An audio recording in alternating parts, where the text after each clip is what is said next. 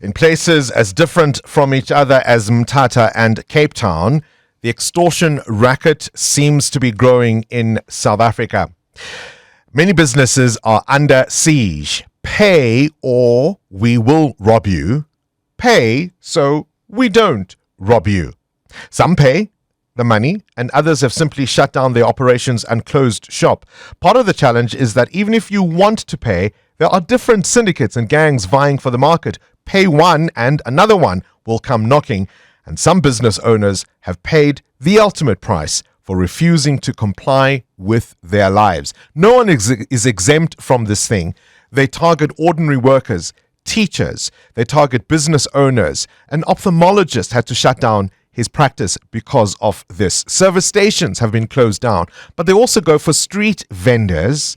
And one of the worries is even police officers are accused of being involved, either because they're on the take or their very own lives are also threatened.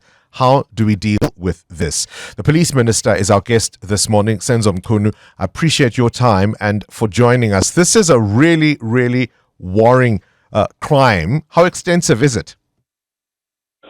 Yes, it's quite a worrying trend that you're talking about, that all of us have come to know about and see grow in our country. And of course, it's a challenge. It poses a challenge, and it must be faced head-on and dealt with head-on as well, because it's criminal. And people are becoming, turned into victims of their own sweat, trying to make a life in business, and they then come across this. It's not just confined to the Eastern Cape and Western Cape. It's also in KZN and elsewhere. And this is what we are confronting, and in the next few weeks, we should see results. I mean, one of the things that has been worrying for me is that they're targeting not only formal and informal businesses, as I mentioned in my introduction, so vegetable stalls, hair salons, service station owners, meat sellers, but they're even targeting schools. I believe a number of schools were reportedly closed in the Eastern Cape. One of those that was targeted was the Efata school in Mthatha, which is a school for the disabled, for the blind and the deaf. That should really, really shock us. It's quite a shocking, as I say, shocking development.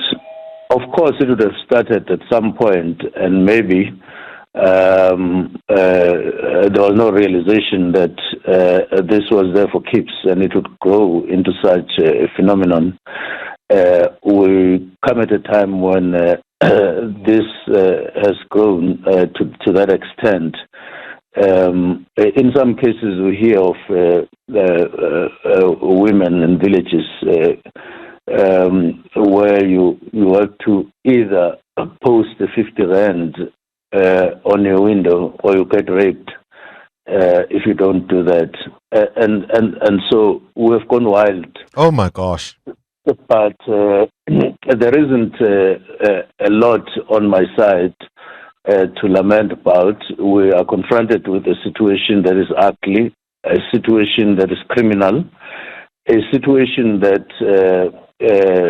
is affecting so many people. As you say, there are also suspicions of some police officers' involvement and other people.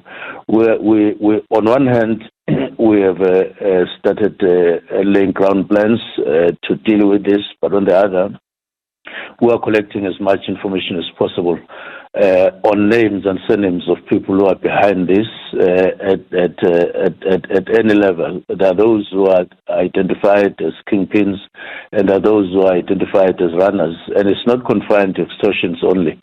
In Mthatha, there is also illegal occupation of buildings, both public and local and private. And people really are feeling quite lonely, and they're calling on government to intervene, and we are intervening right away, and we're appreciating the support that we're getting from people, giving us all the information that requires us to. And we said they mustn't discriminate whether a police officer is involved or not, where they believe and they see that there is such involvement. We are calling on them to give us that information so that we deal with this thing and approach it. It may appear that it is all over. Yeah. But we are going to deal with it one by one, step by step, and until we eliminate it. You were in Mthatha last week, and now there's been an announcement of the deployment of additional officers. But isn't the worry that some of these networks are local? They know the terrain better. They seem deeply entrenched.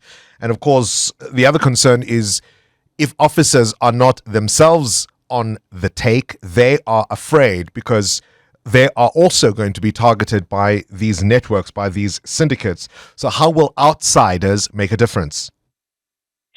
They will. You would know that in some cases we've had to relocate some of the officers, while at the same time we bring more. We bring additional officers, and then also even at the higher level, like head of crime intelligence. We are bringing somebody new. We are bringing somebody from outside, but also several officers, high-ranking officers, have been brought in, including on operations. Work is underway both in Mthatha and Gqeberha, and we take these things very, very, very seriously. To a point where not only are we just talking about numbers and people from outside, which is an advantage, which is necessary because those who come from outside don't know anybody, feared or not feared. That's not their brief. Their brief is once you identify a culprit, let's deal with the culprit in whatever way it calls for. And this is what we are doing currently, and the results are going to show. But we've seen this kind of thing in a different form. Take the construction mafia, for example.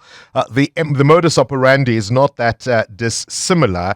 And of course, many of the syndicates in that trend are alleged to have links to powerful, politically connected individuals. Yes, there are such allegations, and we are following every piece of information that we're coming across.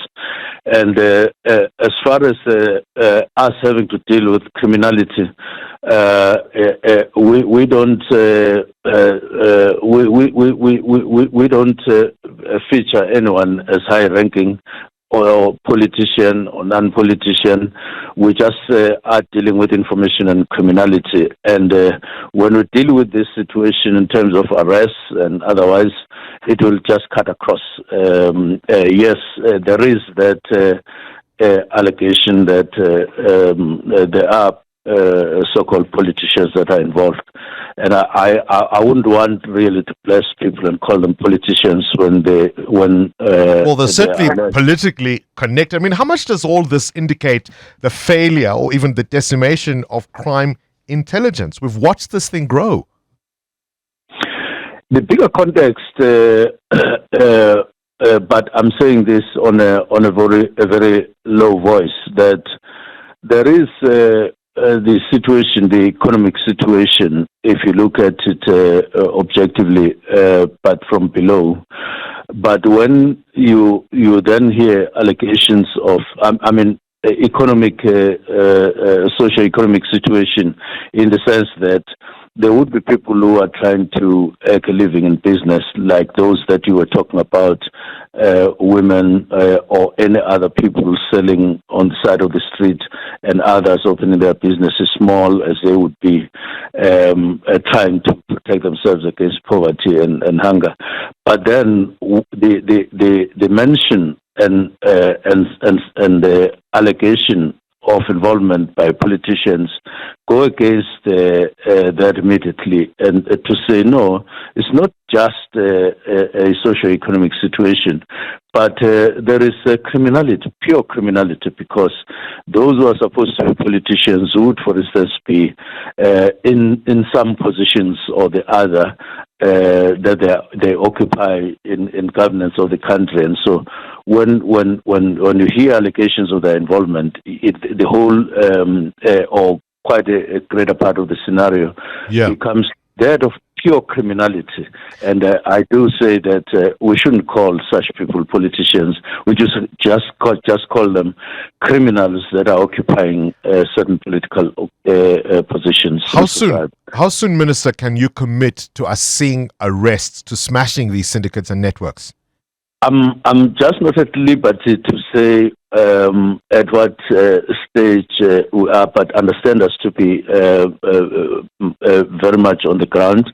We are getting information to and fro. We are sifting it. We are investigating. There are people who are on the ground, but it is going to be ground plans that are going to be decisive more than us here at National. We are just giving them support, and we are planning to go there as well once certain activities start as we direct. But definitely we are hands-on on the matter. We are just going to be we are just decisively dealing with the matter once and for all. Some communities have been so ill at ease they've even asked for the army to come in. Yes, they've been calling there are such calls, and we are heeding them. But for now, we are saying police are not necessarily proving to be inadequate, given what the measures that we've taken. All aspects of policing and confronting this situation are on the ground, and we are. It's just a pity that the situation has been allowed to develop over time, and but we're not lamenting, and we're not going to waste any time talking about that.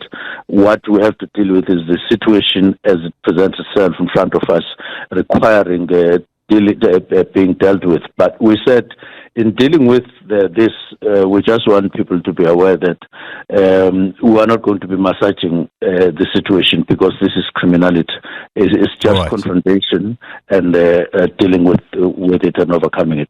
All right, Minister, appreciate your time. Senzo Mchunu there, the Minister of Police. Are you assured by his words?